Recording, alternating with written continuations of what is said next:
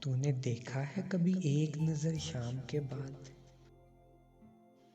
کتنے چپ چاپ سے لگتے ہیں شجر شام کے بعد۔ اتنے چپ چاپ کے رستے بھی رہیں گے لا علم، چھوڑ جائیں گے کسی روز نگر شام کے بعد۔ میں نے ایسے ہی گناہ تیری جدائی میں کیے، جیسے طوفان میں چھوڑ دے گھر شام کے بعد۔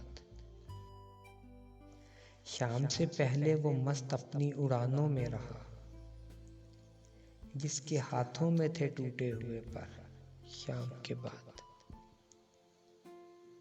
رات بیتی تو گنے آبلے اور پھر سوچا، کون تھا باعث آغاز سفر شام کے بعد۔ تو ہے سورج تجھے معلوم کہاں رات کا دکھ، تو ہے سورج تجھے معلوم کہاں رات کا دکھ، تو کسی روز میرے گھر میں اتر شام کے بعد۔ لوٹ آئے نہ کسی روز وہ آوارہ مزاج، لوٹ آئے نہ کسی روز وہ آوارہ مزاج، کھول رکھتے ہیں اسی آس پہ در شام کے بعد۔ اگر آپ کو ویڈیو پسند آئے تو چینل کو سبسکرائب کیجئے، لائک کیجئے اور کمنٹ کیجئے۔